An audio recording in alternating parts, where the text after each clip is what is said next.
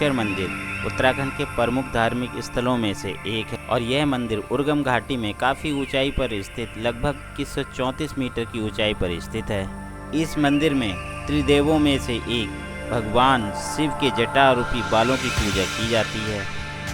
एक कथन के अनुसार ऋषि आराध्य मंदिर के कल्प वृक्ष के नीचे ध्यान किया करते थे और ऐसा भी कहा जाता है कि उन्होंने ही उर्वशी को इसी स्थान पर बनाया था।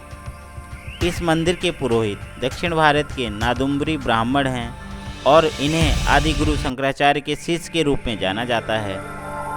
इस मंदिर के समीप ही एक कुबेर कुंड है जिसका जल सदैव स्वच्छ रहता है और यात्री यहाँ इस जल को ग्रहण करते हैं और ऐसा माना जाता है कि इस जल के ग्रहण मात्र से ही यात्री के शरीर की समस्त रोगों से मुक्ति मिल जाती है और इसी कुंड के जल से ही भगवान शिव को अर्घ्य दिया जाता है। माना जाता है कि यह वह स्थान है जहाँ महाभारत के युद्ध के पश्चात विजयी पांडवों ने युद्ध में मारे गए अपने संबंधियों की हत्या करने की आत्मग्लानि से पीड़ित होकर इस पाप से मुक्ति पाने हेतु वेद व्यास जी से पूछा तो वेद व्यास जी ने कहा, कुलघाती का कभी कल्याण नहीं होता, परंतु आप इस पाप से मुक्ति चाहते हो तो आप भगवान शिव की पूजा और उनके दर्शन करो। व्यास जी के निर्देश और उपदेश ग्रहण कर पांडव भगवान शिव के दर्शन हेतु यात्रा पर निकल पड़े।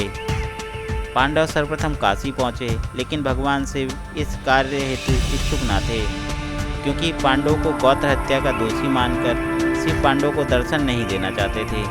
पांडव निराश होकर व्यास द्वारा निर्देशित केदार की ओर मुड़ गए।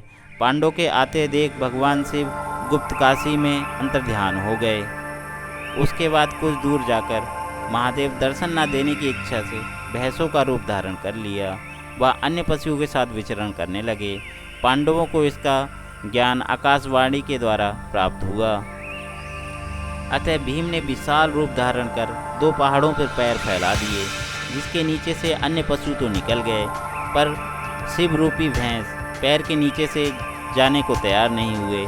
फिर भीम ने उस भैंस को बलपूर्वक झपट पड़े, परंतु शिव रूपी भैंस दलदली भूमि में अंतर्ध्यान होने लगे। तब भीम ने भैंस की पीठ को पकड़ लिया। भगवान शिव की भैंस रूपी पीठ की आकृति की पूजा केदारनाथ में की जाती है। ऐसा कहा जाता है कि जब भगवान शिव भैंस रूप धारण कर पृथ्वी में अंतर्ध्यान हो गए, तब उनका अग्रभाग काठमांडू में प्रकट हुआ, जहां अब पशुपतिनाथ मंदिर है। भगवान शिव की भुजाएं तुंगनाथ में, नाभि मधमदेश्वरनाथ में, मुख रुद्रनाथ में तथा जटा कल्पेशनाथ में प्रकट हुए। ये 4 स्थल और इनके साथ मिलकर केदारनाथ ये पंच केदार के नाम से जाने जाते हैं। यह स्थान था द्वारका के टाइम में, शिव जी का स्थान था। तो उस समय क्या होता था, भगवान ने लीला रखी, कृष्ण भगवान ने लीला रखी, शिव जी के साथ तो लीला करी उन्होंने, बहुत अच्छी प्यारी लीला करी।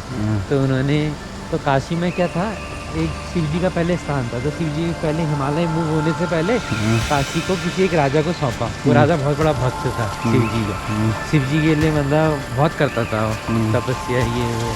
तो राजा शिव जी ने उन्हें छोड़ दिया, शंकर भगवान ने उनको उसको दे दिया वो एरिया अपना। उसके बाद क्या हुआ, वो राजा था बहुत चिढ़ता था कृष्ण भगवान से बहुत चिढ़ता था, कृष्णा से बहुत चिढ़ता था। उसने हजारों बार युद्ध किए, 7 बार 8 बार, कृष्ण बलराम से वो हार गया। उसने क्या करा ना, तपस्या करी, बहुत तपस्या करी, शिव जी को प्रसन्न किया दोबारा। तो शिव जी ने बोला, बताओ क्या वरदान चाहिए तुम्हें। तो उस राजा ने बोला, काशी का जो राजा था, कि मैं युद्ध में जाऊँगा ना, तो मैं हार जाता हूँ हर बार, तो तुम मेरी युद्ध में जीत हो। तो शिव जी ने कहा, ठीक है, मैं तुम आगे से युद्ध करना, मैं पीछे पीछे आऊँगा, तो तुम्हारी जीत हो जाएगी करके। तो गया के लिए गया, जलन थी उसको, ईर्ष्या थी। कृष्ण भगवान के पास इतनी बड़ी संपत्ति है, द्वारिका ये वो, मुझे पता नहीं था, मूर्ख था वो, भगवान है करके वो लीला कर रहे हैं करके, ज्ञानी आदमी हुआ वो। तो उसके बाद गया वो शिव जी को आह्वान करके, शिव जी को पीछे पीछे लेके युद्ध हुआ बड़ा भीषण। तो कृष्णा बलराम ने सारे सैनिक मार दिए उनके। तो आया भागते हुए, पीछे शिव जी थे, कहा शिव मेरे तो सारे सैनिक मर गए, आप कुछ कीजिए, आप कुछ कीजिए। तो शिव जी ने कहा, ठीक है, मैं पशुपत 5 अस्त्र छोड़ता हूँ। वो छोड़ा, भगवान ने अपना सुदर्शन छोड़ा, वो भाई सुदर्शन ने पशु अवतार के छिन्न भिन्न कर दिए। पशु को। हाँ, पशु अवतार के छिन्न भिन्न कर दिया और हाँ। सीधे गए वो सुदर्शन गए शिव जी के गर्दन में। हाँ। तो शिव जी कह रहे बाप रे मेरे से क्या पाप हो गया, मैंने भगवान के ऊपर क्यों ये कर दिया, पशु अवतार क्या वही दंडवत प्रणाम कर दिया उन्होंने। हाँ। तो उसके बाद पशु अवतार तो वापस चले गया, कुछ नहीं हुआ। जो भागे आए कृष्ण बलराम के पास, उन्होंने कहा भगवान मैं तो मेरी तो भूल थी, मैं अभिमानी हो गया था, ये हो गया था, बहुत समय याचना करी उन्होंने कृष्ण भगवान से। हाँ। ये क्या हो गया करके भगवान ने कोई नहीं, मेरी लीला थी, हाँ। ये थी होती। फिर उन्होंने बहुत स्तुति करी भगवान की हाँ। वेदों से ना। हाँ। तो भगवान से कहा कि उस समय उन्होंने भगवान से वरदान मांगा शिव जी ने कि आप जहाँ भी आपका निवास स्थान होगा वहाँ मेरा भी निवास स्थान होना चाहिए, मैं आपकी सेवा करूँगा करके। तभी आस पास तभी तो देख ले बद्रीनाथ के आस पास इलाके में शिव जी का भी है। चाहे तू वहाँ जा, क्या कहते हैं, कौन सी जगह है, वृंदावन जा, वहाँ भी शिव जी का एक मंदिर है। तो कहीं भी चले जाते प्रसिद्ध कर देते हैं उन्होंने शिव जी इसीलिए कह रहे जाते हैं। शिव जी जो ध्यान लगाते हैं ना कृष्ण भगवान में लगाते हैं, वैसे महान भक्त हैं शिव जी। कृष्ण भगवान के 24 घंटे ध्यान में तल्लीन होते हैं ना, तो सिर्फ वही लगाते हैं।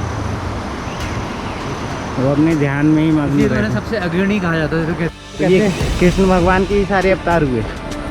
हाँ, ये जो भगवान है जैसे बद्रीनाथ है, दूध कृष्ण भगवान हुए, दही शिव जी हुआ। एग्जाम्पल देखो, दूध फट के तो दही बनता है ना। हाँ। तो वही, लेकिन दूध नहीं हुआ वो, लेकिन भगवान तो भक्त हुए। तो भक्त की पोजीशन बड़ी होती है भगवान की, पता तेरे को।